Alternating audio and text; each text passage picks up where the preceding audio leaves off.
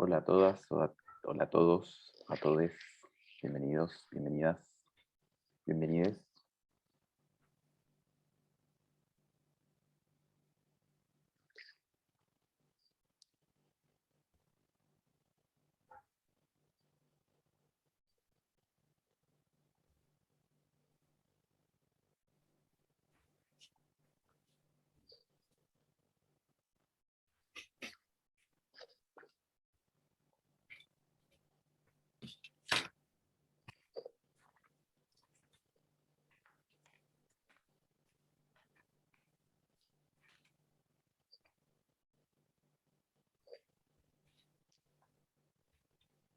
Bueno, ¿qué tal? ¿Cómo les va?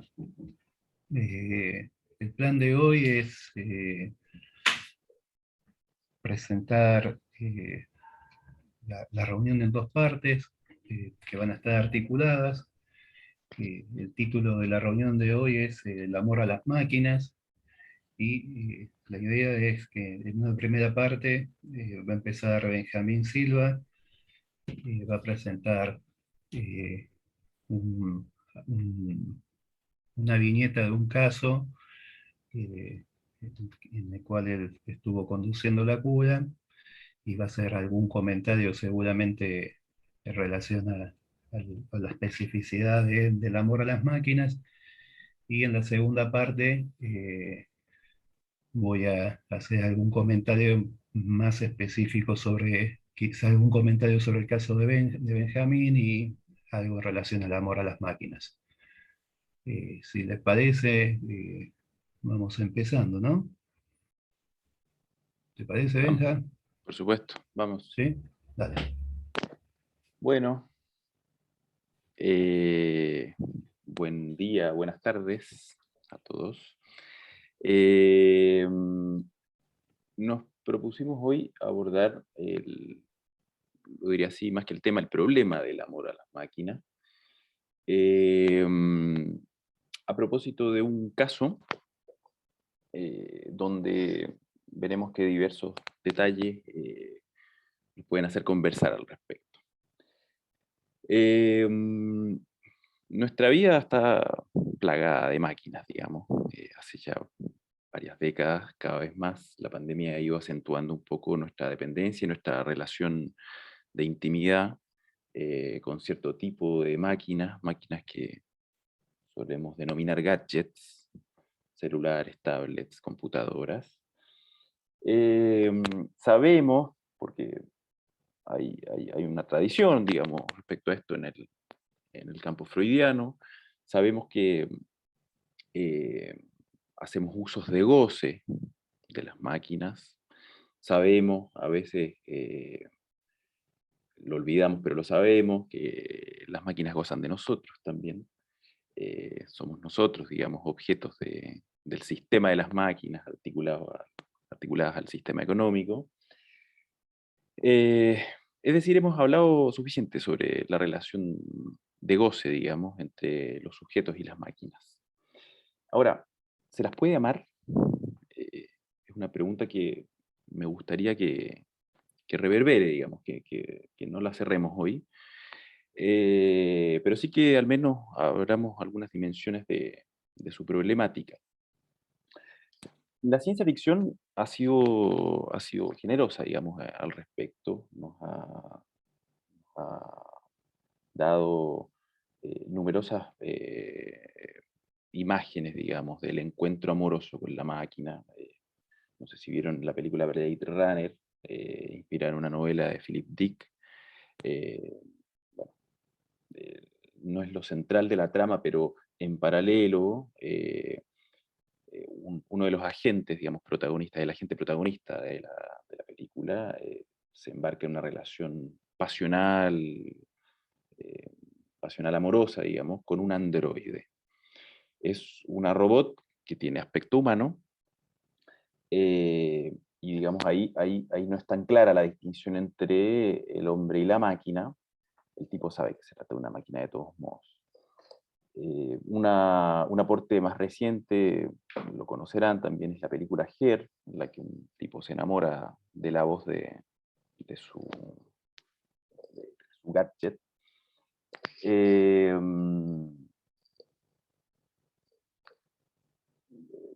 Tendría a pensar que la respuesta, ¿se puede amar a las máquinas? La respuesta más común va a ser que no, digamos. Hay cierta inercia en nuestras preconcepciones, digamos, a pensar que se ama a las personas, a los animales tal vez, pero a las personas ante todo. Ahora, la pregunta por el amor a las máquinas se podría enmarcar en una pregunta más amplia, más abarcativa, acerca de si se puede amar a las cosas. Eh, Hay una canción de Queen que dice I'm in love with my car. Habla precisamente de la pasión del baterista, de Roger Taylor creo que era, por los autos. Eh, Él mismo amaba su propia batería, digamos, su instrumento musical. ¿Y no parece razonable acaso pensar en ejemplos del dolor causado por la pérdida de una cosa, por la pérdida de una casa, por la pérdida de un auto, de un peluche, de un muñeco, en el caso de un niño, una niña, de un libro? Cualquiera podría decir, como contraargumento, bueno, pero en ese caso no se ama a la cosa, se ama lo que la cosa representa. Nos duele la pérdida de la casa porque en esa casa se vivieron muchas cosas, porque en esa casa, qué sé yo, fue la casa de matrimonio, de esta pareja, etc. Ahora, ¿no es acaso condición de todo amor ese más allá? ¿No es acaso condición de todo amor que lo que se ama en realidad es sustituto de un objeto perdido? Siempre que se habla de amor es posible ubicar algo del más allá del partener. Te amo a vos, pero amo algo más allá de vos. Bueno, les voy a presentar un caso que empecé a atender hace más o menos 10 años. Se trató de un proceso llevado a cabo en una institución de salud mental pública. En ese entonces vivía en Chile. Eh, Vamos a hablar de María. Es una paciente que, dicho sea de paso, falleció hace un par de años. Yo seguí en contacto con mis colegas de la institución de salud mental y me enteré que había fallecido por cuestiones del corazón. Dice María, siempre he sido depresiva. Esa es su presentación inicial. Es una mujer de 64 años. Me dice que siente un escaso deseo por realizar los quehaceres domésticos, junto además con una sensación de vacío, de aburrimiento y de soledad que se acentúa hace un par de meses. Este estado se desencadena luego de que sus tres hijas, muy avergonzadas porque María venía jugando a las máquinas tragamonedas en un bingo cercano a su casa, le dejan de hablar, limitan las visitas de sus nietos, eh, le prohíben jugar, le dicen, vos no salís más de casa. María dice que la tienen vigilada, las hijas. De hecho, las hijas la empujan a consultar, la obligan. Pero preocupadas porque María hace poco tiempo había manifestado la intención de quitarse la vida. Dice, es mejor no estar para no dar problemas a la familia. Esa tristeza que María dice sentir desde siempre, en realidad comienza tras la muerte de su madre cuando ella tenía 13 años. Eh, de esa muerte vinieron consecuencias que fueron muy penosas, digamos, para esta paciente. Su familia de origen se dispersa, eh, ella queda en manos eh, de una tía que la trata como la Cenicienta, digamos. Eh, Sus hermanos quedan con otros familiares y su padre queda entregado a lo que ella denomina el vicio del alcohol, muy avasallado por el dolor de la pérdida de su mujer.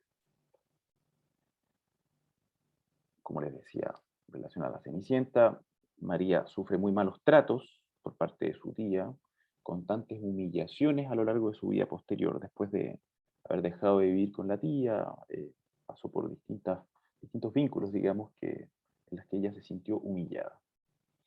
Los ecos de esta pérdida, algo relacionado al dolor de la pérdida, resuena todavía, 51 años después de la muerte de la madre. Sobre el juego, quería apuntar algunas cuestiones. Eh, la paciente va todos los días por la tarde a jugar a las máquinas de azar, a las máquinas tragamonedas, a un bingo vecino, donde además se reúnen otros vecinos a jugar. Una cuestión que particulariza su relación a la máquina es que juega siempre a los mismos dos juegos. Hay un montón, hay una variedad grande, hay 20 tipos, digamos, de máquinas distintas y ella juega siempre dos.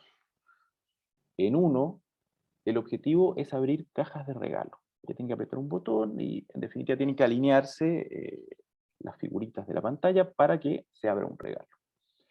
En otro tiene que abrir cofres con una llave. Una vez abierto el cofre aparece un tesoro. Eso es premio para ella. Premio que se traduce en plata, obviamente todo esto es con dinero. En ambos juegos, digamos, su posición es de espera ante algo que la va a sorprender. Ella está a la espera de que algo la sorprenda. Añade además un detalle sumamente llamativo, que no tiene absolutamente nada que ver, no tiene ninguna función, digamos, en relación al uso estricto del juego. Eh, Ella en alguna ocasión me cuenta que sus manos en la situación de juego no se limitan a responder a los movimientos que el juego requiere, digamos, apretar un botón, bajar una manivela. Cada tanto ella acaricia la pantalla o acaricia algún otro rincón del aparato, digamos. Le hace un mimo. No tiene una función cabalística, digamos, no tiene una función en favor de la buena suerte. No sabe por qué lo hace. Dice que le pone muy, muy, muy contenta la aparición la apertura del cofre o la apertura del regalo. Sobre la elección de estas máquinas dice, además, prefiero jugar a los juegos de destreza en que una gana un premio más que jugar a los juegos de azar. Aquí hay un primer indicio, digamos, de la función subjetiva de la actividad del juego. Hay algo ahí de goce en el riesgo, en la posibilidad de medirse, de poner a prueba ciertas habilidades. Entonces vemos que hay una báscula, digamos, hay un movimiento pendular entre la espera ante lo incalculable, ante lo que la sorprende, y la posibilidad de torcer lo impredecible mediante la destreza, para poder tener alguna incidencia en el premio. Cuando se le pregunta por el carácter enviciante del jugar, señala que a ella la envicia la esperanza de recuperar lo perdido. Lo cierto es que esa satisfacción por sí misma no es adictiva, digamos. Vemos ahí en el encuentro con la máquina el intento por contrapesar una falta, algo perdido. En algún momento le pregunto, bueno, ¿qué es eso perdido? En primera instancia, dice que dinero, pero las asociaciones, digamos, de su discurso, derivan en mamá, papá, el amor de su marido, el amor de sus hijas. En definitiva, o en síntesis, amor. Lo perdido es amor en su vida. El vicio, como podrán suponer, tiene algunos antecedentes en la historia de esta paciente.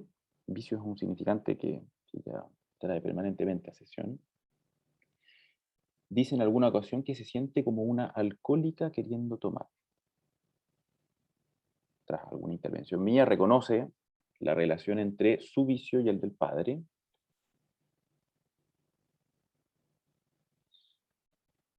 Tal vez, si pensáramos en el correlato corporal del vicio, en aquella fibra que le mueve o que activa, digamos, alguna sensación corporal que ella quiere repetir una y otra vez, eh, ella refiere que ante la máquina le gusta la sensación de la posibilidad de ganar o de perder, da igual, dice, lo importante es que sea con emoción. O sea, la experiencia del juego reintegra alguna porción de satisfacción en falta. Es interesante la formulación, ¿ah? No dice que eh, su interés está puesto en la sensación de ganar o perder, sino en la posibilidad de ganar o perder. Es una sensación previa, digamos, de espera, de expectancia. Declara sentirse inútil y sola en su casa, eh, hábil y diestra en el juego. Además dice que juega para acompañarse, lo dice así en esos términos, con los parroquianos habituales del bingo. Siempre que puede, regala monedas a sus compañeros de juego para que no dejen de jugar. Dice, así compro la atención de todos. Entonces, en el juego también aparece vemos aquí un costado de tratamiento parcial de la soledad, al menos en el lazo social que se arma en el bingo. Y por otro lado, sus salidas, sus escapadas al bingo, le hacen alguna falta a la familia. La familia empieza a preocuparse por ella. Empiezan a preguntarse dónde está, que por qué no llegó a esta hora todavía, que qué está haciendo con el dinero. Moviliza la atención y también la vigilancia familiar. Por otro lado, sobre la situación de juego, dice que durante las primeras horas de juego llega a estar tan absorta, tan comprometida en la actividad del juego que no piensa en nada. Dice que en ese lapso no puede parar de jugar. Su mente está en blanco, no hay pensamientos. Pierde todo límite. Es un estado de semitrance, en una suerte de relación directa o de continuidad o camuflaje con la máquina. Con los sonidos, ella describe la música, los colores de la máquina, y la vibración que en ella produce toda esta escena, que ha puesto entre paréntesis la mediación simbólica entre el sujeto y el objeto máquina. Ahora, conforme van pasando las horas, el dinero se le empieza a acabar y de pronto reaparece la escena fantasmática. Ella dice que empieza a imaginar que sus familiares deben estar pensando en ella y que muy probablemente le van a reprochar el haber jugado nuevamente cuando ella regrese a casa. Empieza a sentir culpa, eso interrumpe el juego, se siente inútil, ahora con más intensidad que antes, digamos.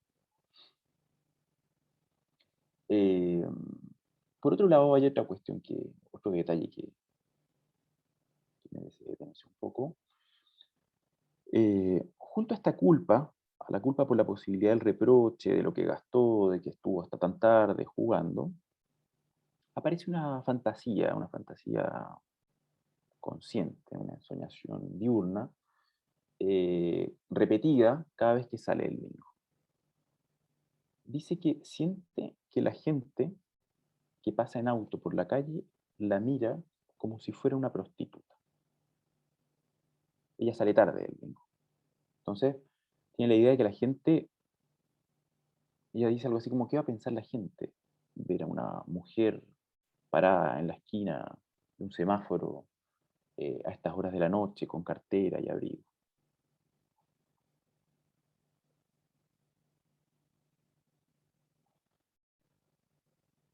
Con el transcurrir de las sesiones se van localizando algunos elementos en relación a su demanda inicial, sobre todo la cuestión de la vigilancia de las hijas.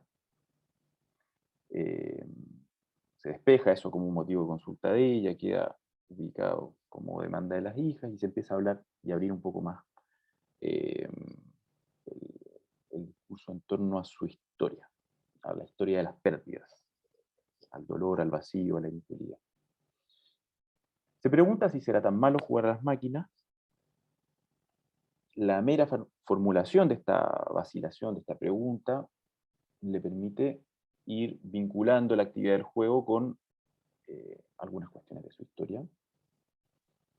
Eh, Se empieza a quejar de lo que ha perdido en su vida y dice, hice grandes sacrificios en la crianza de mis hijas y no he ganado nada por eso. va describiendo entonces, sesión a sesión, una historia abocada al cuidado de otros, de su papá, en primer término, de sus sobrinos, de sus hijas, de sus nietos, de su marido, y además trabajó toda la vida como empleada doméstica, haciendo limpieza en casa. Todos modos de enlazarse bajo el rasgo de ser sirvienta, usada, obligada, amarrada, ocupada por el otro. Son todos términos que ella va deslizando en distintos momentos. A medida que se va formalizando este rasgo, rasgo identificatorio, se hace explícita la identificación con la madre, de quien dice que era una mujer muy buena, pero sometida. Aceptaba todo lo que mi papá le pedía. En una ocasión cuenta que el marido y una de sus hijas le habían dicho recientemente que no les gustaba que ella saliera de noche a jugar, porque eso puede ser peligroso para ella, se lo plantean en esos términos. Ese comentario la alivia un montón, empieza a considerar que la vigilancia familiar, la vigilancia de las hijas y el marido, en realidad tenía que ver con el cariño que le tenían, que estaban preocupados por ella. ¿Por qué menciono esto? Porque a partir de esa situación ella reduce el tiempo de juego, empieza a jugar menos.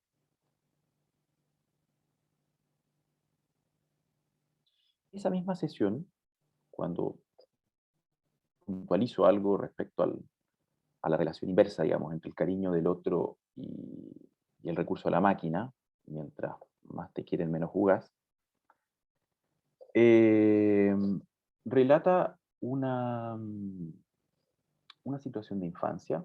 Dice que fue abusada sistemáticamente, usa estos términos, por un tío, desde los 6 hasta los 13 años, que es el momento en que muere su mamá. No recuerda con claridad de qué se trataba ese abuso. Ella cree que él solamente, lo dice así, la tocaba. Y dice que siendo grande, después de los 20 y pico años, eh, dice, vine a saber que eso que me hacía mi tío era abuso. Para mí eso era una muestra de cariño. Entonces, se arma ahí un par, digamos, un binario, ¿no? Entre las muestras de cariño, los signos de amor, y o el abuso sistemático. Pongo el énfasis en lo sistemático, en lo predecible, en lo calculable, en lo maquinal, en lo mecánico. Asocia sesiones después el abuso en la infancia con su falta de apetito sexual. Dice que nunca le ha interesado el sexo, solo recuerda un par de orgasmos en su vida y que ella se pone, dice, para dar en el gusto al marido, al modo de un trámite. Describe al marido como alguien insistente y caprichoso que le pide tener relaciones sexuales todos los días desde el inicio de su matrimonio hace 40 años. Es una mujer dispuesta a sacrificar el goce sexual a cambio del aseguramiento del semblante amoroso. Me pregunto si acaso no será una adicta al amor. Por uno u otro motivo, ella nunca se niega a ser usada por esta, lo llama así, máquina del sexo. Es el nombre del marido, una máquina del sexo. Sobre el marido me cuenta que fue un laburante, trabajó toda su vida, tipo de mucho esfuerzo, hasta hace aproximadamente 2 años, momento en que debería haber recibido su jubilación y que por un lío burocrático no la recibió. Tenía una expectativa puesta en dejar de trabajar por fin en lo que trabajaba y eso se atrasó.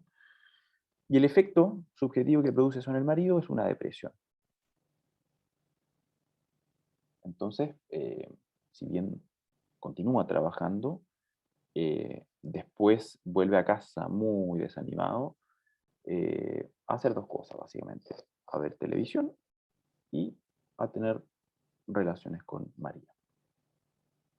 Dice, dejó de invitarme a tomar café y a salir a caminar, ya no me presta atención, dejó de sorprenderme. la única atención que recibe de él está abocada a los servicios sexuales. La paciente liga esta coyuntura del marido con la intensificación del aburrimiento, del vacío y de la soledad en ella. Además, dicho sea de paso, marca el inicio de su relación con las máquinas. Empieza a jugar cuando el marido se empieza a deprimir. Desde ese momento, dice, el sexo se transformó en una cosa mecánica. Ningún cariño de su parte. Hasta ese entonces, la dimensión abusiva del partener estaba velada. Estaba velada por el semblante amoroso. Mientras hubiese cariño, la cosa marchaba. Dice en algún otro momento, si él es adicto al sexo, yo soy adicta al juego. Entonces, la compulsión del marido aparece como tal, aparece como un empuje acéfalo cuando caen los signos de amor. Ahora, si la paciente juega a las máquinas desde hacía 2 años cuando consulta, eso se transforma en un vicio, como él la denomina, es decir, una compulsión, no poder dejar de hacerlo, en el momento en que se va la última hija de casa, digamos. Aparece el síndrome del nido vacío. Señala que la partida de esta hija la dejó sin nadie de quien ocuparse, y a la vez quedó totalmente disponible al marido. Antes, servir a las hijas era algo que hacía límite, digamos, a los requerimientos del marido. Cabe señalar además que el ritual del juego sucede siempre en el mismo horario, poco después de que el marido llegó a casa. Ella está prácticamente todo el día sola en casa y juega una hora después, digamos, de que el marido llega después del trabajo. Además, Mariano trabaja y juega gastando el dinero que el marido le da mes a mes para resolver las cuestiones domésticas. Eso ha producido, digamos, que María esté endeudada de una deuda que al final de cuentas padece el marido. Además, el tema económico es todo un tema para el marido. Es alguien que afirmó su posición viril en ser sostén económico. Entonces, viene a tocarle un punto sensible. En algún sentido podemos pensar que le hace una falta al marido. Genera alguna tensión, alguna preocupación por parte de él. Un par de cuestiones sobre el padre y sobre el devenir del proceso y abrimos, o sea, vamos a los comentarios de Claudia. Desde los 18 a los 24 años, María se dedicó casi exclusivamente a cuidar a su padre enfermo, que además de ser alcohólico sufría de epilepsia. Como su mamá no estaba, se tuvo que encargar ella. Ella asumió, digamos, como única hija ese cuidado a su cargo.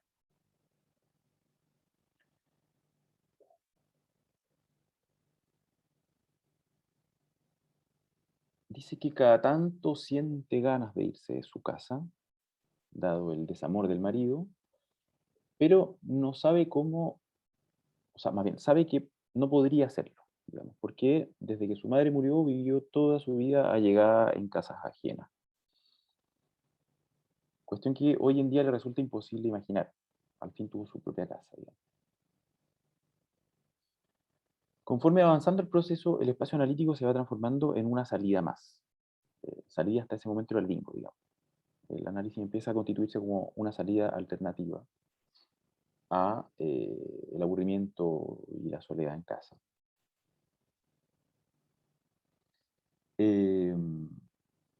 Yo asumí al poco tiempo, digamos, de desarrollar un poco algo de la historia de la paciente, asumí un semblante cariñoso, eh, tal vez excesivamente amable, y en general diría que mis intervenciones apuntaban a mostrar las resonancias amorosas o desamorosas que estaban a la base del juego compulsivo.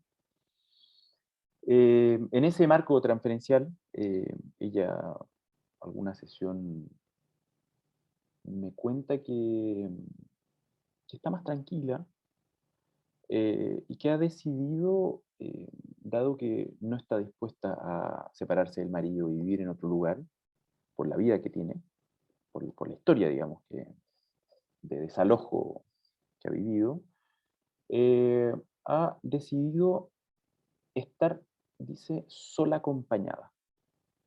Lo dice todo junto. eh, Sola acompañada, todo junto. ¿Qué quiere decir sola acompañada? Bueno, eso se va desplegando en el transcurso del proceso, eso se va más bien construyendo en el transcurso del proceso.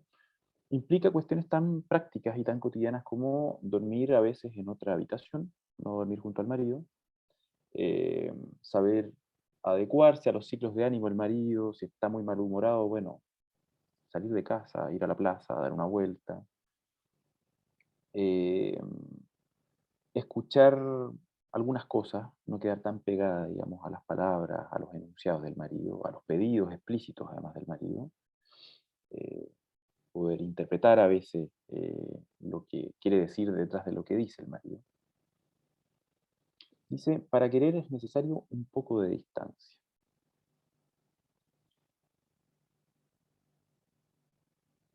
Voy constatando con el tiempo que se produce en transferencia una suerte de solución de separación con el otro, que es una invención de la paciente, que funciona y que además sustituye el juego maníaco.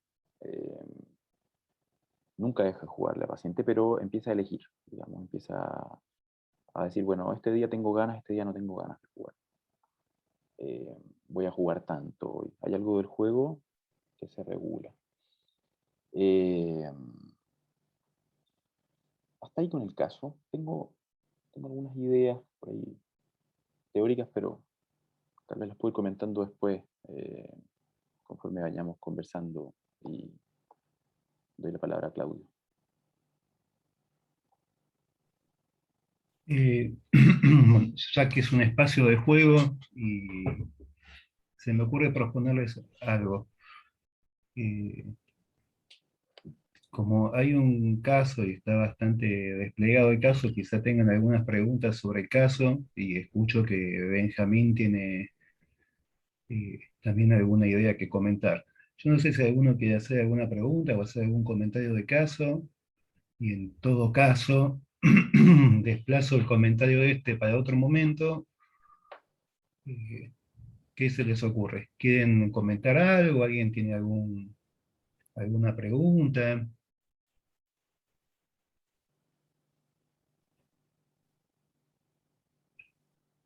5, 4, 3, 2, 1, bajamos el martillo. Bien. Bueno, voy a pasar al comentario entonces. Eh, Les quería contar algunas cosas que está bastante presente, el caso que presenta Benja.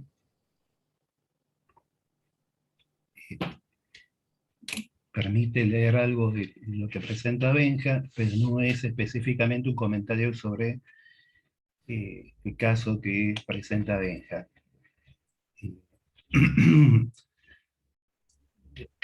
Lo que se lee bastante en el caso que nos presenta es una suerte de metáfora eh, entre lo amoroso, o lo que Benjamín llama amoroso, que se pierde, y la búsqueda de algo de esto amoroso en otro ámbito, ¿sí? Tenemos que se arma una escena en otro lugar donde hay una suerte de reclamo de atención, ¿sí? Que es en la escena del casino, y a partir de que esto sacrificial, que este ideal de sacrificio, ¿no? Que acompaña a las prácticas de esta mujer, cuando cae esta práctica sacrificial, aparece más al desnudo el estar sometida a un vicio o a un goce de un otro, en este caso este marido máquina.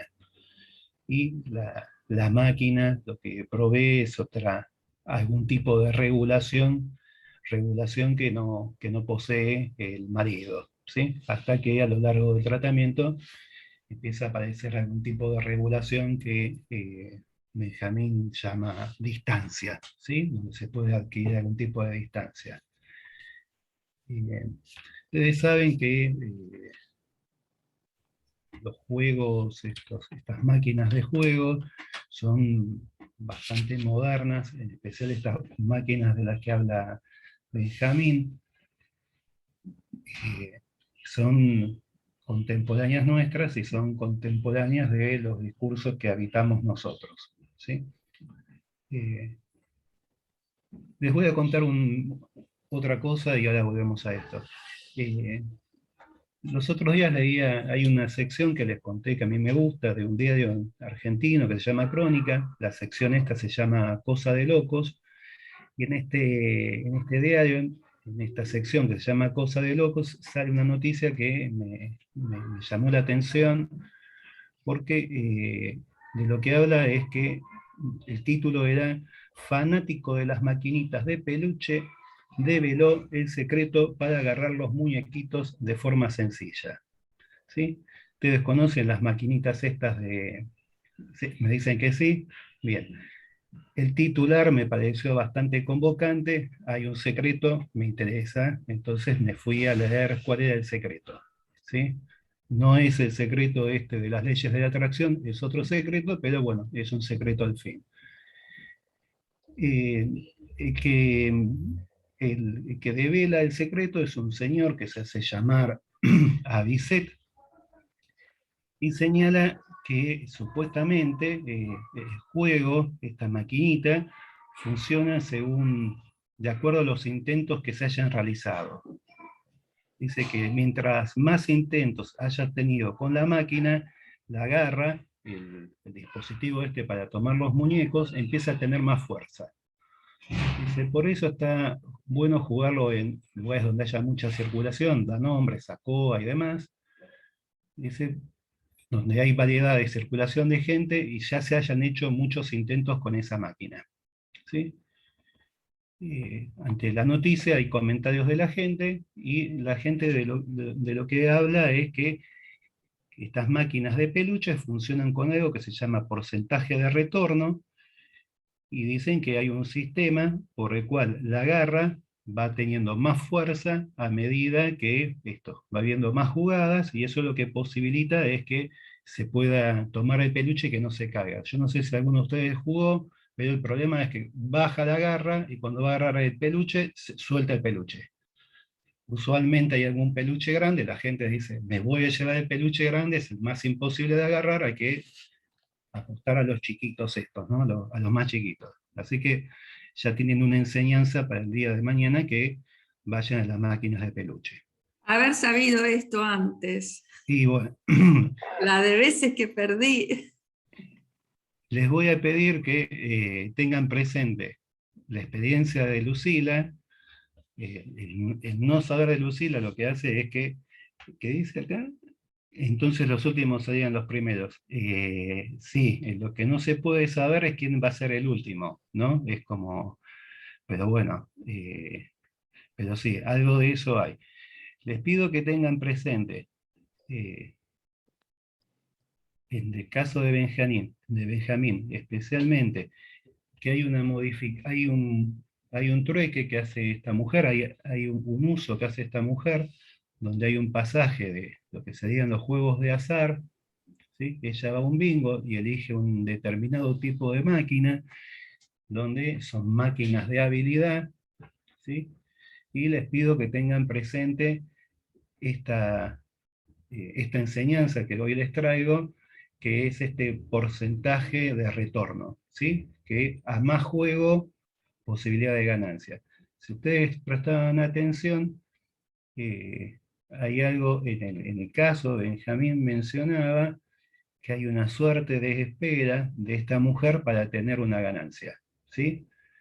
Y lo que contaba es que hay algo de la emoción que en ella se despierta durante el juego, ¿sí? Que no importa tanto ganar o perder, que está el tema de la emoción por un lado, y por otro lado está este tema de la expectativa que se va despertando, y está el tema de la sorpresa. Tal como vimos en el caso que nos iba contando Benjamín, la sorpresa no es que de la máquina va a salir, no sé, un Godzilla o va a aparecer un Pegaso que sale volando de la máquina, sino que es una sorpresa bastante acotada. Va a ganar plata, ¿sí?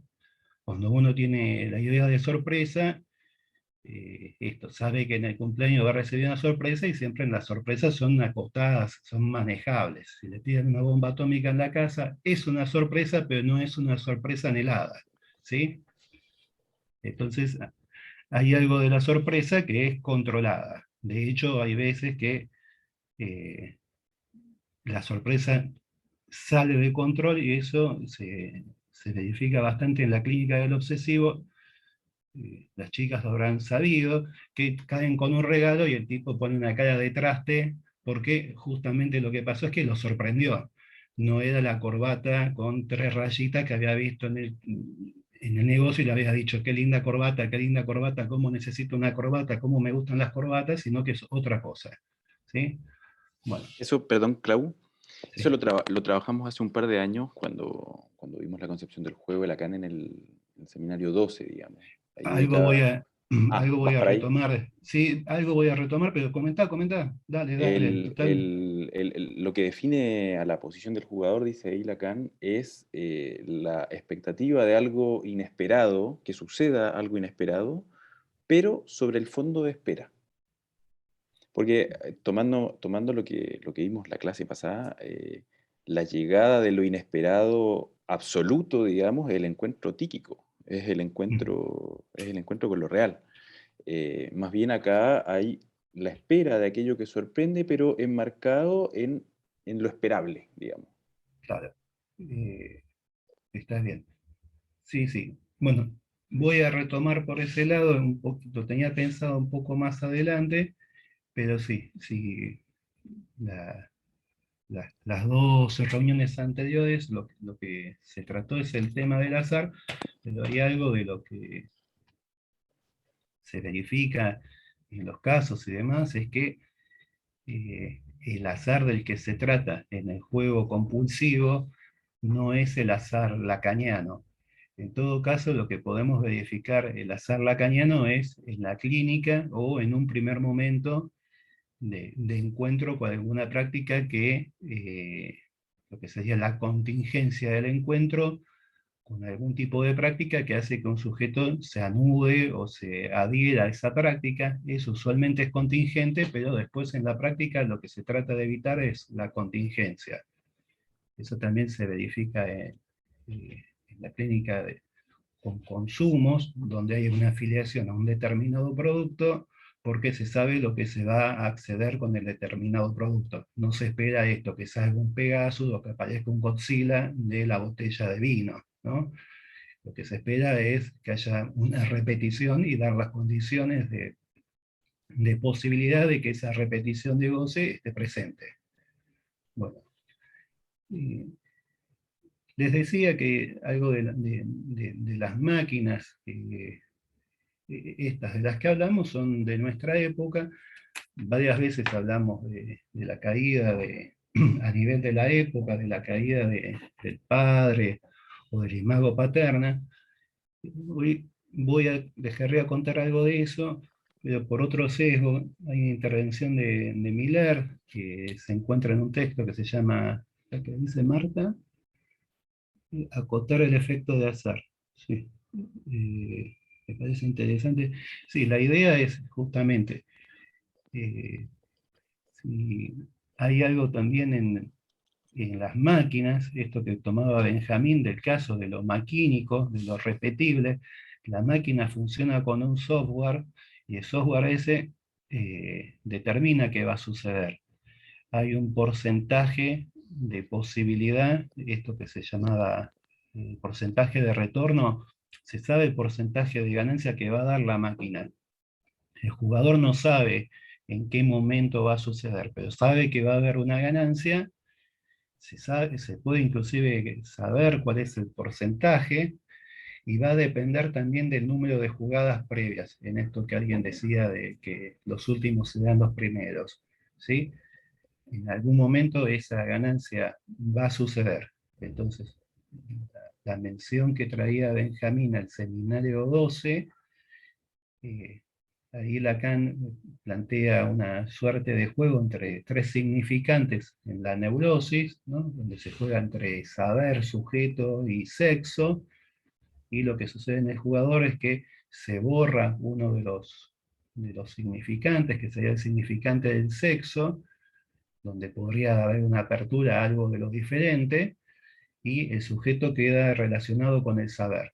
Y se establece una suerte de circularidad con el saber, entonces lo que se da es una suerte de consistencia en relación al saber de lo que va a pasar.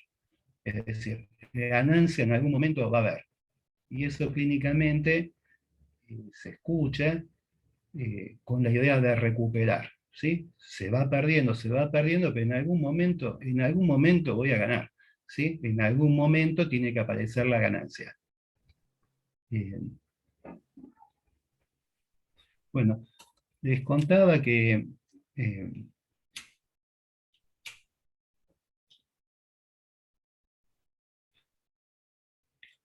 Miller propone pensar algo del cambio de la época, pero lo va a pensar en términos de, ¿vieron las fórmulas de la sexuación? Están las fórmulas de la sexuación y están los cuantodes, por algún lado los escribí, que son los dos cuadraditos, a ver si tengo acá el seminario 21, 20. Acá tienen las fórmulas de la sexuación, igual, no sé si se ve, imagino que sí. En la parte de arriba hay unas escrituras un poco raras, que son proposiciones que explican algo de lo que sucede abajo, y algo de lo que sucede abajo explica algo de lo que sucede arriba. Les hice un poquito más grande para que se vea, y como no sabía si se iba a poder compartir pantalla, ustedes saben que en las fórmulas de la sexuación hay dos lados, está el lado macho, está el lado hembra, y cada lado tiene una lógica. Ya sabemos que un existente humano se puede posicionar más allá de lo biológico, de cualquier lado de las fórmulas, ¿sí? La aplicación que va a proponer Jacques Alain Miller es una aplicación de orden social, y va a contar que, a ver, ¿estamos bien acá? Ah, lo tiene, qué producción. ¿Cómo me cuida mi producción? La verdad que me siento un famoso acá. Bueno, ¿se ve mi mouse acá? ¿Aparece el mouse mío acá? ¿Sí? Acá tenemos el lado macho. Van a ver que hay dos No, tu renglones. mouse no aparece. Ah, bueno, Mouse. del lado izquierdo, que sería el lado este mío de la pantalla, a mi izquierda, no sé si es para ustedes así, de este lado, ¿sí? Esto se ve el movimiento de la mano, ¿no? Sí. Del lado izquierdo van a ver que arriba hay un cuadrante, que hay 4 signos, arriba hay un renglón, el primero de todos, hay una E invertida con una X, eso significa, se lee como existe, la X implica que puede ser cualquiera, existe alguien. En ese mismo renglón, a continuación vamos a ver un signo que es el phi, que va a hablar del falo, tiene una barra arriba, la barra es una negativa, indica que, indica que hay una negativa, niega lo que dice abajo, ¿sí? Van a tener el signo este que es el falo y nuevamente la X, ¿sí? Entonces, una forma de leer ese primer renglón es que existe uno que dice que no a la función fálica. Esto se traduce en que, en la idea de castración, que hay una limitación al ejercicio del goce fálico, ¿sí? Y en el renglón de abajo vamos a ver que hay una A también invertida, esta vez cabeza abajo, que parece un poquito satánica porque está cabeza abajo, o del lado de San Pedro, que está cabeza abajo. Eso significa para todos. Al lado tenemos X, es decir, que es la variable, que puede ir cualquiera, y tenemos nuevamente el phi de X. Esto se podría leer diciendo que existe uno que dice que no a la función de X, que dice que no, es decir, hay uno que determina la castración para todos los que están sometidos a la ley fálica. ¿Sí? Entonces, lo que tenemos ahí es que ese lado se lo puede pensar como el lado de la lógica del todo, porque abajo tenemos, sería más fácil, voy a usar mi dibujito, me parece, porque me estoy enquilombando haciendo, ahí está. Acá tenemos que para un conjunto que es un todos, hay alguien que dice que no. ¿Sí? ¿Se ve eso? Necesito que alguien me haga que sí. Sí, sí, sí. Acá me dice que sí. Bueno, entonces tenemos que hay alguien que emerge como excepción, ¿sí? Es un término distinto a todos estos que están acá abajo, es un término distinto que hace excepción y que le dice que no a algo a este conjunto. Y diciéndole que no a este conjunto, arma conjunto. Este conjunto son los que están sometidos a este no. ¿Sí? Y como ustedes saben, un conjunto lo que hace es limitar algo. ¿Sí? ¿Estamos hasta ahí? Necesito que se acuerden de que hay una excepción, hay un conjunto, hay un orden, porque hay una ley, y es una ley que organiza a este conjunto de acá abajo. ¿Sí? Bueno. Esta sería la fórmula del lado hembra, y lo que tenemos es que, ¿se acuerdan que la rayita le decía que era una negativa? Acá lo que nos dice es que no hay, del lado femenino, alguien que diga que no a la función fálica. Es decir, no tenemos excepción acá. No hay quien diga que no. Y eso lo que determina es que para no todos, ¿sí? Acá se armaba un todo, no todos están sometidos a la ley fálica. Hay algo de la ley fálica que es del lado femenino, que es no todo. No todo se juega en torno a la lógica fálica. Al no haber excepción, ¿sí? Al no haber que diga que no, esta ley, ¿sí? Queda negativizada y no se arma este conjunto. Entonces, algo que va a decir Jacques Alain Miller es que esto determina que no se armen conjuntos, sino series, y series que son ilimitadas de individuos, vamos a llamarlo acá. ¿Sí? Se arman series ilimitadas. ¿Sí? Y algo del armado de la serie ilimitada puede permitir que en algún momento emerja algo de lo no esperado. ¿Sí? Entonces, con el ejemplo de la sorpresa que les decía antes, a nivel de la sorpresa puede suceder que alguien se encuentre con una sorpresa verdaderamente sorpresiva. ¿Sí? Porque no hay una ley que determine que todos los que aparecen van a estar sometidos a una determinada ley. ¿Sí? Pueden estar sometidos o no, puede aparecer otra cosa. Bien.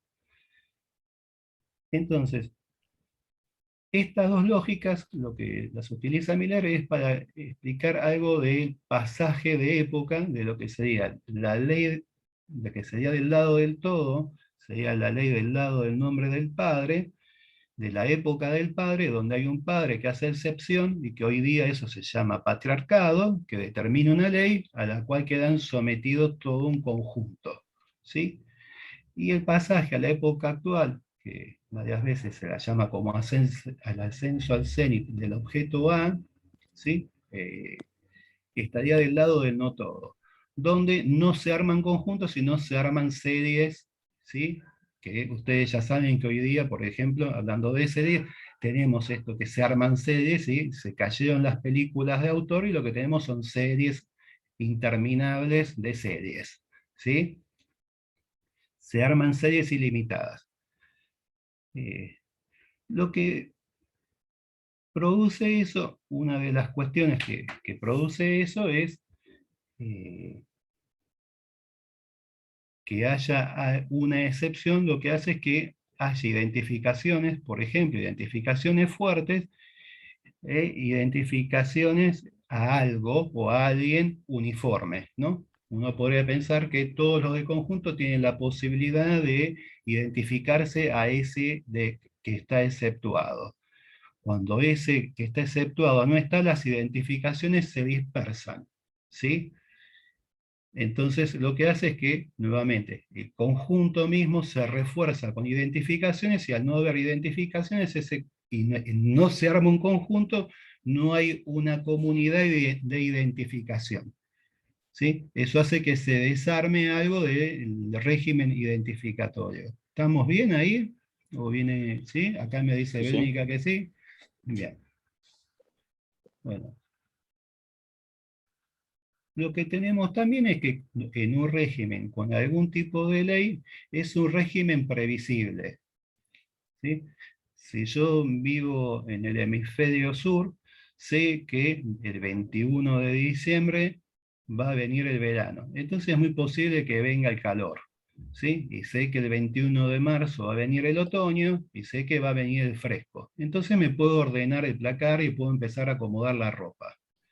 Si no tengo algún tipo de regularidad, no sé lo que puede pasar. Y eso es lo que uno tiene el comentario social. El tiempo se volvió loco, entonces uno tiene que salir con paraguas, con piloto, con una remera y no sé, ¿sí? No se sabe uno cómo vestirse y es un poco enloquecedor, desarma un poco la rutina del día, no saber qué puede suceder. Bueno, en el régimen de no todo lo que tenemos es que hay algo del saber que entra en cuestión. Hay un señor que se llamaba Lyotard, que hablaba de algo que se llamaba posmodernidad, y uno podría pensar este pasaje que cuenta Miller de una lógica a otra lógica, como el pasaje de lo que este señor llamaba la caída de los la crisis de los metarrelatos, o sea, tematizado como la caída de los grandes relatos, relatos organizados que permitían leer el mundo, ¿sí? Había en una época relatos organizados que permitían leer el mundo, por ejemplo, uno podría pensar que la lógica religiosa es una matriz de lectura del mundo, y en el caso que nos presenta Benjamín, la lógica religiosa implica la presencia del sacrificio y el lugar que tiene el sacrificio. Uno sacrifica parte de su goce para ganar un goce futuro en el cielo, algún tipo de bienaventuranza. Hay una idea, el sacrificio tiene un lugar en esa organización, en esa ley, por un goce futuro, ¿cómo se llama? Que queda diferido al futuro y asegurado si uno se porta bien, ¿sí? Si uno se porta mal, va al infierno y le aparece la invertida del, acá que dice, Mariela, hoy es el cumpleaños de Mariela, acá la están felicitando. Bueno, una de las consecuencias del pasaje a esta nueva época, que va a contar Jacques Miller, es que se pierde alguna idea de regularidad y el saber aparece fragmentado, aparece en pequeños fragmentos, ¿sí? No hay la constitución de un relato armado, como podría ser, por ejemplo, una ideología, al estilo de lo que podría ser el comunismo, de que habla Lyotard, o la religión cristiana, sino lo que tenemos son pequeños ámbitos en donde se puede, pequeños ámbitos, pequeños fragmentos de saber. ¿Sí? Miller va a tomar la mención de un autor. Este autor lo llama esto, a ver si lo encuentro por acá, lo llama así, lo llama algo así como patologías de la desorientación, en el sentido de que los sujetos quedan desorientados por esto, por cómo les llega el saber. Entonces, las otras veces le hablaba de Edward Bernays, que era un señor que es un sobrino de Freud, que es una especie de inventor de la propaganda, tiene un libro que se llama Propaganda y habla de la función para qué sirve una propaganda. Y uno de los argumentos que da Bernays es que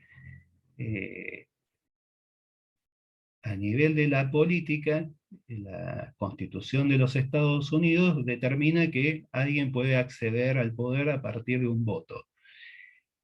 Pero lo que dice es que rápidamente lo que se armó luego de la Constitución fueron partidos políticos. Los partidos políticos lo que permiten es dar alguna matriz de interpretación a la gente para sugerirle a quién votar. Si no, la gente podría votar a cualquiera. Y para votar a cualquiera uno tendría que, si uno es un votante serio, tendría que investigar a quién va a votar. Entonces sería imposible elegir a alguien. Dice, o sería muy costoso. En cambio, cuando hay una matriz que da una explicación y que orienta, se reduce a 2 o 3 partidos políticos, donde la gente elige entre esos 2 o 3 partidos políticos, donde tiene esto, una reducción de saber. Si el saber queda disperso, es lío. Un fenómeno que encuentra Miller en torno a esto es el armado, dice Miller, de micrototalidades, ¿sí? Conjuntos chiquititos de saber. Estas micrototalidades lo que intentan es rearmar algo de conjuntos, pero esta vez mínimos, de saber, donde haya algún tipo de regularidad y algún tipo de control de lo que pueda suceder, ¿sí?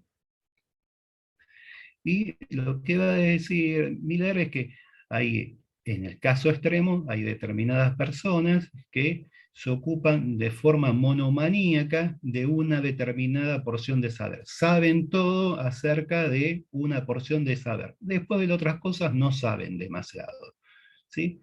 O no saben mucho. Y este armado de estas micrototalidades también puede ser pensada en términos de una suerte de refugio ante el desorden, en términos de saber o el desorden que puede haber en el mundo.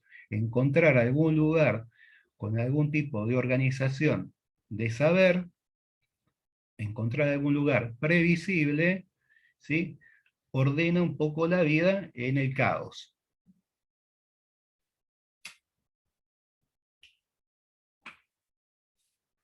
Voy a buscar mis notas porque desordené todo.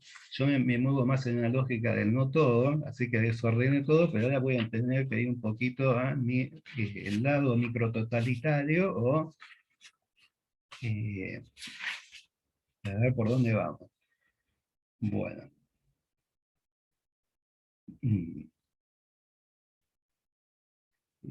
Bueno, ahí voy a contarles algo voy a dejar eso un poquito en suspenso, voy a pasar a contarles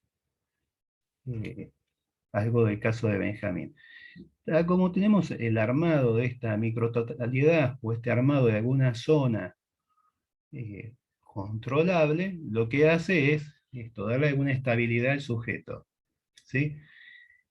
Para un sujeto que está completamente desorientado, para un sujeto que ha perdido algún tipo de determinación, por ejemplo, que el sacrificio haya perdido su valor en ese mundo, ¿sí? Y que quede únicamente sometido a un goce de otro, encontrar algún elemento que venga a traerle algún tipo de ordenamiento, es una solución, ¿sí? Y es algo que se verifica en la clínica de estas prácticas compulsivas.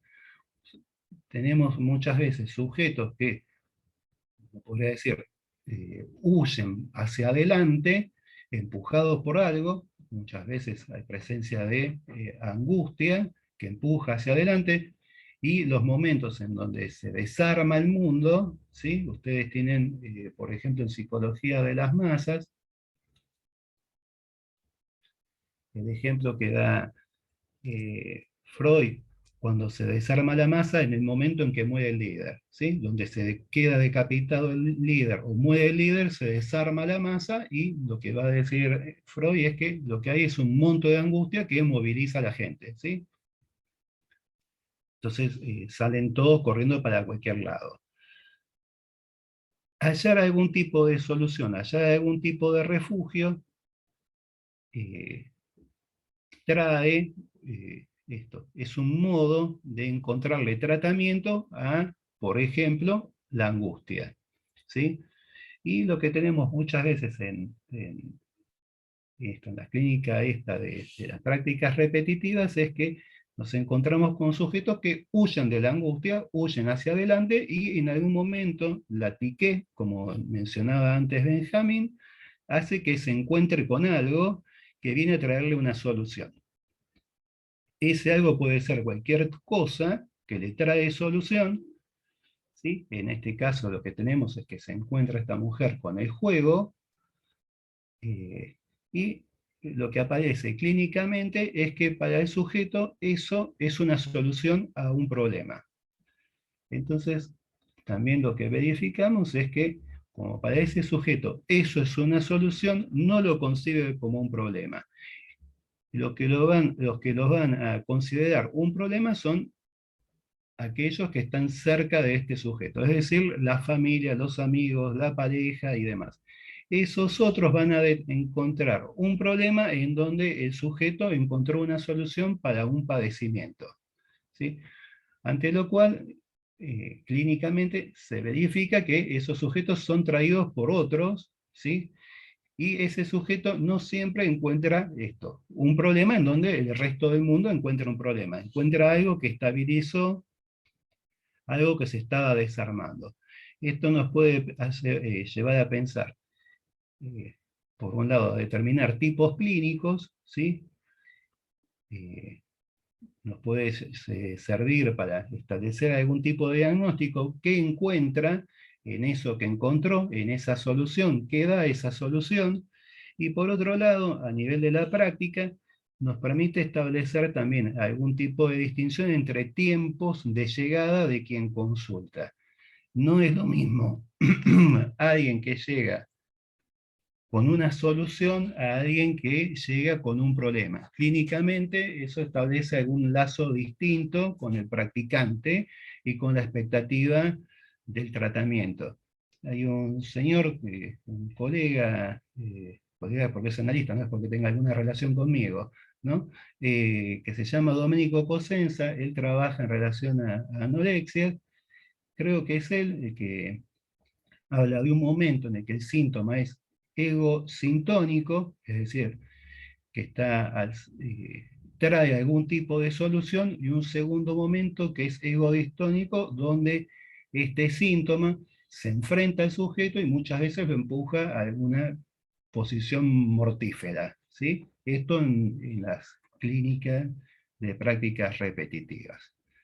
Bien, ¿se acuerdan que habíamos tenido unas reuniones que les habíamos llamado un mundo de sensaciones, que les había contado algo de el juego y la alteración de la sensación?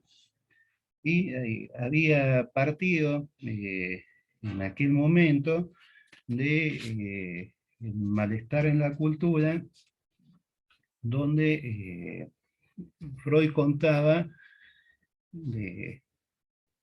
hablaba del uso de narcóticos, en donde el sujeto de lo que se arma es de un mundo privado, ¿sí? Un mundo privado con determinadas cualidades de sensación, que eran distintas a las cualidades de sensación del mundo, ¿sí? Y les había contado, les había traído una serie de casos en donde obviamente se verificaba lo que les estaba contando, ¿no? Eran casos que les traía en donde un grupo de mujeres que jugaban con máquinas contaban de algún tipo de afiliación con algún tipo de máquina en particular, y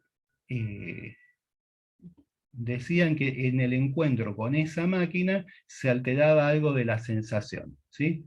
Y una sensación en algún momento penosa en el contacto con esa máquina cambiaba la sensación en una sensación más vivible, más placentera. En el caso que nos trae Benjamín, lo que tenemos es una mujer que nos habla de una suerte de sensación de vacío, una mujer deprimida, donde en el contacto con una máquina aparece una emoción, ¿sí? Entonces, lo que tenemos es que el recuperar esta zona de control, lo que permite también es alterar algo de la sensación corporal. Hay algo de la sensación corporal o que se recupera, ¿sí? O hay algo de la sensación corporal que se hace presente, o hay algo de la sensación corporal, esto de acuerdo a la tipología clínica, ¿no? Hay algo que se puede sentir en el cuerpo o el cuerpo cambia de sensación, ¿sí? Bien. Eh,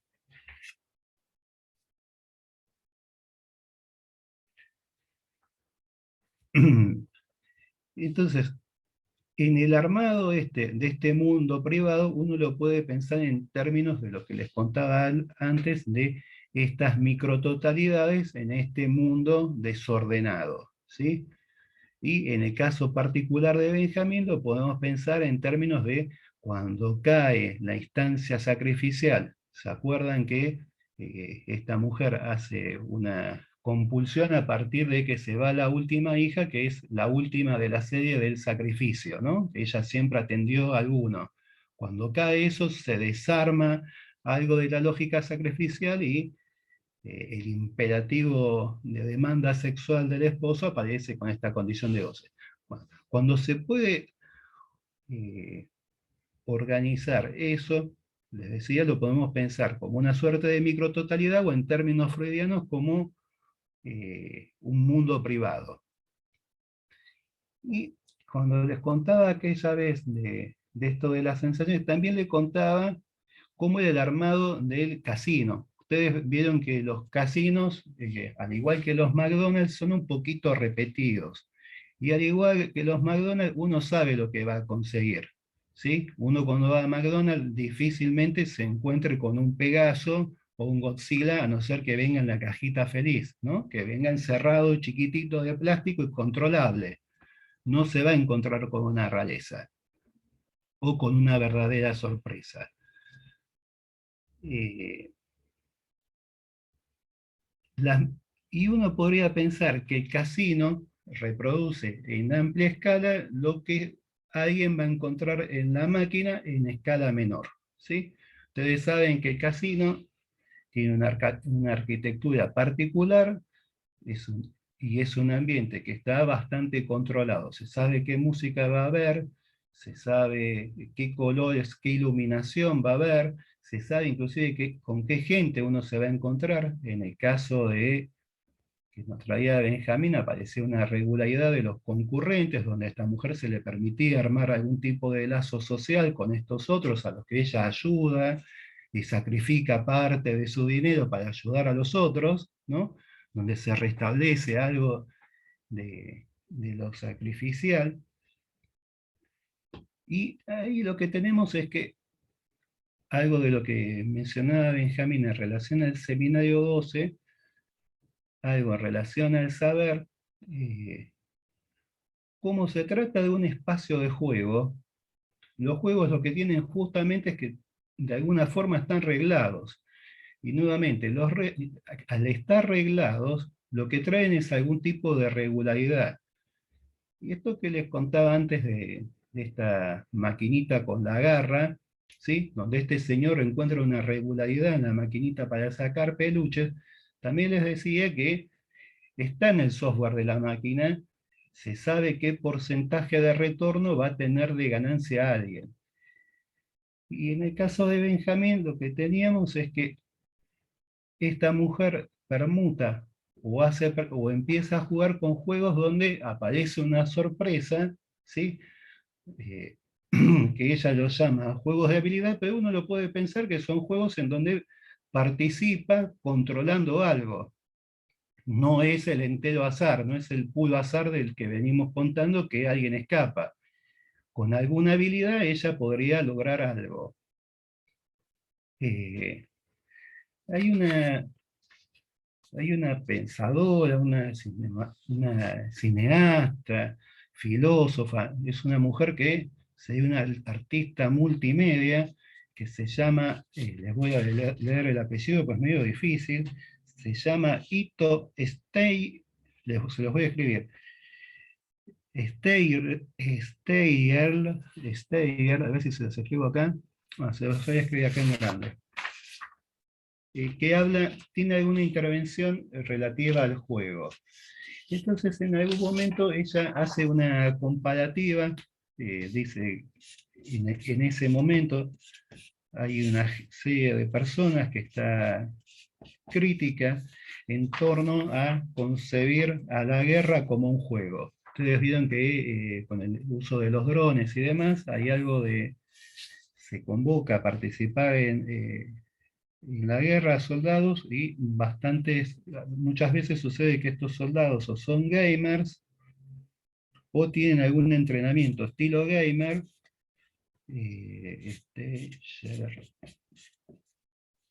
La autora se llama así. ¿Se ve ahí? ¿Sí? Acá me dicen que sí. Sí. Bueno, esta autora, bueno, hace esta comparación entre el juego y la guerra, y ella dice algo que hoy nos puede servir bastante, y dice que la diferencia entre el juego y la guerra es que en el juego el jugador se regenera, ¿sí? Y hay algo, dice, si en el juego te matan, no hay problema porque podés volver a jugar, ¿sí? Y uno podría pensar que el poder empezar de nuevo, o el borrar eh, algo de lo que se perdió en el juego, porque uno pierde la partida e inicia de vuelta. Algo de eso es lo que viene a contar esta mujer, ¿no? Que nos dice que va a recuperar algo de lo perdido. En eso, ustedes saben que en la guerra, si alguien se muere, no hay recuperación ahí. Uno puede suplantar al soldado, pero ese soldado que se murió, se murió. Y si uno es el soldado en cuestión, si uno se muere, a no ser que crean la reencarnación, ya está. ¿Sí? Entonces, el armado de la lógica de juego, lo que tiene presente es justamente la posibilidad de reinicio, dejando de lado la posibilidad de pérdida, ¿sí? Ya sea en torno a la muerte o ya sea pérdida en relación a castración, ¿sí? Es lo que se deja de lado. Bueno,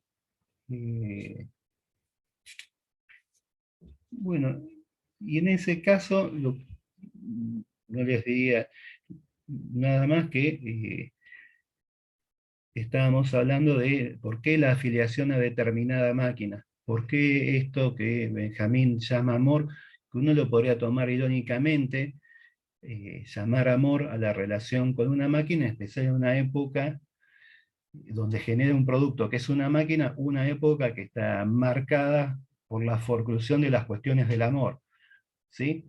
Es decir, que eso que se parece al amor, no necesariamente es amor, es una suerte de afiliación particular que está dada justamente porque que haya un existente en una máquina lo que reduce son las posibilidades a que haya cosas distintas, ¿sí? Cuanto más juego en la misma máquina, más posibilidades tengo que la garra se ponga más fuerte y más posibilidades tengo de sacar el peluche. Y cuanto más estoy en la misma máquina, tengo más posibilidades de que el porcentaje de retorno me haga tener una ganancia. Entonces, con eso lo que se obtiene es que el saber de que en algún momento algo voy a recuperar, o el saber que me hace borrar la castración o la muerte, y me dice que en algún momento algo voy a ganar, hace que eso se pueda verificar. ¿Sí? En algún momento, si alguien juega 1.000.000 de partidas, y en algún momento va a ganar. Y eso es lo que sostiene algo de la esperanza también de juego. ¿Sí? Es la esperanza de que en algún momento se va a ganar. Hoy perdí, ayer perdí, vengo perdiendo, pero en algún momento se puede recuperar algo de eso. Y mientras tanto, algo de la emoción en el cuerpo cambia. Bueno, eso por hoy. Espero haber organizado algo de toda la desorganización que conté recién. No sé si... Sí, yo quería hacer un comentario del otro lado, ¿no? No del lado de la relación del sujeto a la máquina, eh, sino del lado de la relación del sujeto con otro sujeto. En el seminario 2, de la relación de amor, de ese amor que diríamos que es verdadero, digamos. En el seminario 2, Lacan hace algunos desarrollos en torno a la cibernética, digamos, y a la máquina, toma como paradigma la máquina de calcular. Lacan era contemporáneo de Norbert Wiener, el creador de la cibernética, para ilustrar precisamente lo maquinal que hay en el ser hablante, digamos. Usa el ejemplo de la máquina de calcular, una proto-máquina cibernética, para ilustrar la insistencia a repetición o la compulsión a la repetición. Hay algo, digamos, en la tendencia, digamos, de los signos a reiterarse, a volver a retornar, sobre todo de secuencias de símbolos que retornan bajo formas muy similares una y otra vez en la vida de los seres hablantes, que funciona como las máquinas, digamos. O sea, en términos de lo simbólico que nos habita, los seres hablantes tenemos algo maquinal, digamos. Eh, Habría que trazar las diferencias ahí, porque en ser hablante se incluye ese vacío que es el sujeto, digamos, que la máquina no, pero al menos en la tendencia a la repetición hay esta analogía, con la que Lacan insiste bastante. Las relaciones amorosas muchas veces son el intento de no ver eso. ¿Ah? Eh, Pensaba precisamente en la atención a familiares, digamos, de pacientes con alguna compulsión al juego, y la idea de que van a salvar al familiar, digamos. Quizá no en esta clínica, pero es bastante frecuente escuchar, digamos, la ilusión de que, bueno, esta vez no va a volver a cometer el mismo error mi partener, digamos. Esta vez creo que entendió mi mensaje, esta vez me puse firme y va a dejar la botella, digamos, va a dejar de tomar, va a dejar de jugar. Hay un intento ahí, digamos, narcisista de no ver la condición maquinal, eso que se repite de manera invariable como un destino fatal. Eh, Digo porque en el amor humano, digamos, hay una relación a lo maquinal que nos habita, por un lado, a lo esperable, a aquello que indefectiblemente sucede, el programa de goce del partener. Y lo que vemos en el caso me parece que hay un intento de infiltración, de inoculación, digamos, de, de algo de lo amoroso, fallido, digámoslo, pero de algo de lo amoroso en la máquina. Eh, También es bastante precario, digamos, si podemos hablar de amor en este caso, a la máquina es bastante precaria la relación, pero hay un intento ahí también narcisista, me parece, de recubrir algo de la programación de la máquina. Lo voy a decir así. Bueno, también lo que podés pensar es que la, la repetición de las propias condiciones de amor que se llevan a cualquier lado. Y en eso no importa el partener tanto. El problema es cuando el partener, quizá en su repetición maquínica o en sus circuitos de goce, repite algo que contradice la propia repetición, lo propio que uno quiere hallar.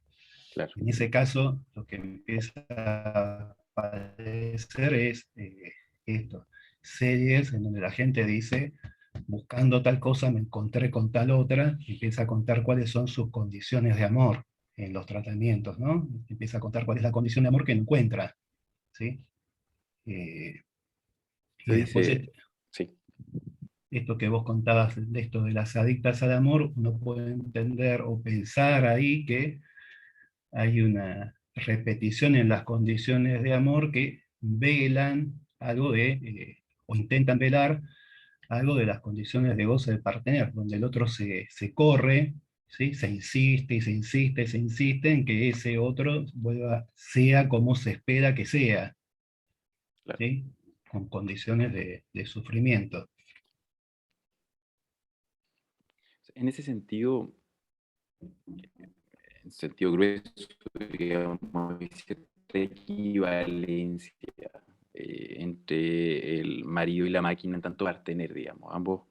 En ambos se produce un forzamiento, digamos, de la relación por las condiciones de amor, como decía Claudio. ¿Qué resulta de eso? Obviamente tiene derivas distintas. Acá hay un comentario de Juliana, sos vos, ¿no? Parecía que, ¿sí? ¿Querés contarlo en voz alta? Así te escuchamos. Sí.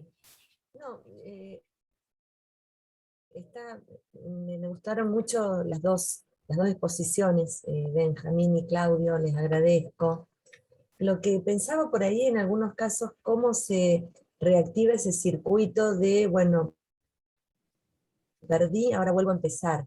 Esa referencia que hacías, Claudio, a esa autora, Steril, que no sé hasta qué punto, bueno, hay sujetos que dicen, ya perdí un montón, hay un momento en que determinan de que porque han perdido, qué registro de pérdida hay de determinado momento, y luego deciden no seguir jugando. Me ha pasado de escuchar pacientes que en algún momento dicen, no, ahora ya perdí, no voy. O sea, ¿en qué momento, cómo se registra esa pérdida? ¿Qué registro hay de esa pérdida en un sujeto determinado? Después la otra pregunta, que no la tengo bien armada en mi cabeza, era en relación a lo de reiniciar que tomabas de esa autora. ¿Cómo es que se reinicia y se vuelve a empezar todo ese circuito de jugar para ganar, pierdo, entonces vuelvo a jugar? Pero bueno, me quedé sin poder armar todavía bien la pregunta. En todo caso, no sé, a lo mejor estamos medio cortos de tiempo, la escribo y la planteo, si les parece. No, está bien. Mira, lo que les contaba antes es que en el caso de las prácticas compulsivas, viste la frase esta de Lacan de la droga, la definición de la droga, de la ruptura del matrimonio del cuerpo con el hace pipí.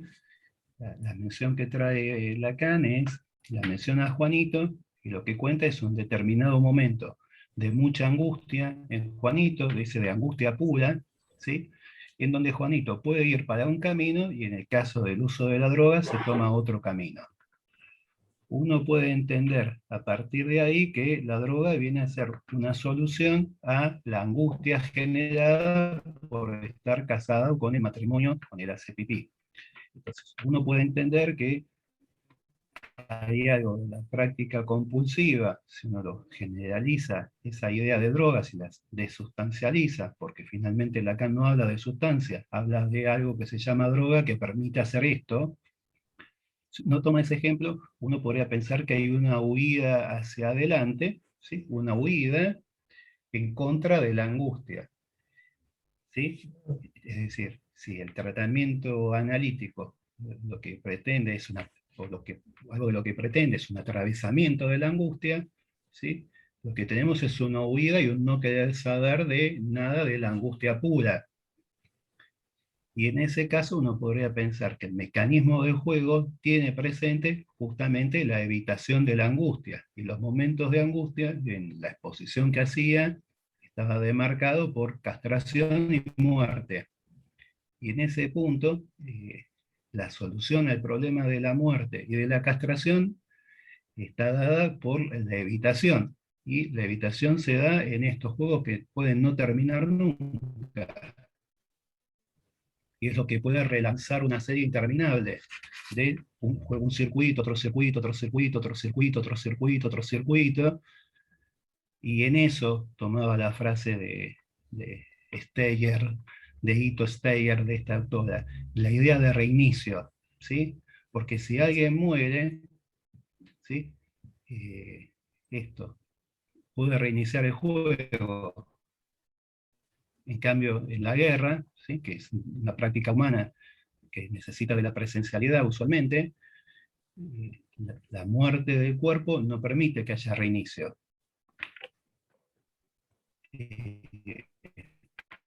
Esto también en las cuestiones amorosas, si tomando algo de lo que hablaba recién con Benja, si vos estás pretendiendo encontrarte con algún tipo de partener en particular y ese encuentro falla, ¿sí? Tenés la posibilidad de encontrar otro partener que se parezca a eso.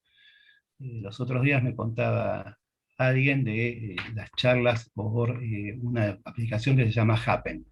Entonces tiene como 5 o 6 preguntas que le hace a la gente. Y si no da con el perfil, cambia de tipo, ¿sí? Es una chica esta. Cambia de perfil, ¿sí? Pero ya en la charla, en el chateo mínimo, hay algo que se llama match, que es que se gustan o están de acuerdo, les hace una serie de preguntas y ya el tipo, si le pregunta qué tal, o no me acuerdo cuál era la pregunta, si el tipo ya le pregunta cómo estás, ella le corta. Porque no le interesa hablar de cómo está ella, quiere saber algo del tipo y quiere saber si el tipo es el que se ubica a la plataforma, a la estructura de su fantasma. Si se corre de eso, buenas noches, no te vi nunca. Y se reinicia el juego. Distinto sería encontrarse con el tipo y esto, ver que no da con el perfil de lo pretendido y qué se hace con eso, qué sé yo.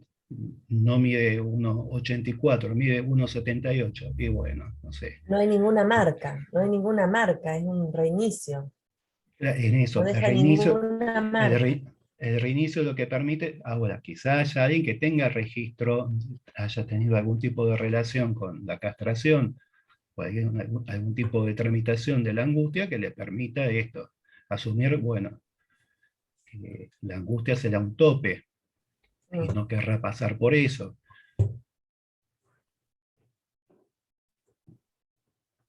Yo pensaba en una cuestión, más una pregunta que un pensamiento, ¿no? Porque, Benja, hiciste, a ver, como 2 alusiones al efecto del otro en esta paciente, ¿no? Una, el señalamiento de los hijos, digamos, de ella hacerle falta a los hijos cuando va a jugar, ¿no? Que dijiste que hubo un cierto efecto, ¿no? No sé en detalle cuál. Y por otro, ella se va a jugar cuando el marido vuelve del trabajo, ¿no? Sí. Que si bien son indicaciones clínicas de un lazo al otro, no sé, hay algo que no me cierra, como que me parece como que quizá es como una explicación o una lectura, ¿no? Del lazo al otro que uno hace, pero me da la sensación como que no hay algo hecho carne en este sujeto en relación a los efectos del otro sobre ella. No sé si me explico, ¿no? Como que me cuesta ubicar si realmente hay algo efectivo del vínculo al otro o, bueno, ella tiene este, digamos, hábito, esta satisfacción libidinal con las máquinas y después vos en tu recorte intentás saber si hay algo por ese lado, ¿no? No sé, no sé si me explico la duda. Sí, yo no sé hasta qué punto, a ver, hay direccionalidad al otro. Me parece que si uno ve el final del recorrido del circuito del juego, está finalmente, hay una deuda que se le produce al marido, hay podría decir, eso tal vez estaba desde el comienzo, digamos, leyéndolo a posteriori. Hay preocupación y hay atención, digamos, como efecto causado en el otro, que ella le produce un alivio, al menos un alivio en la angustia. Que haya de eso, que haya algo de eso que se permita simbolizar, eh, y no tener que estar haciendo permanentemente esta actuación, digamos, porque uno podría pensarlo desde ahí. Hay algo que no se inscribe, digamos, que no Claro. termina de inscribirse en relación a la presencia del otro, y es por eso que hay que estar convocándola permanentemente con actuaciones. Sí, es el otro del acting out, tal vez. Claro. Claro. Le daría ese Puede ser. estatuto. Puede ser.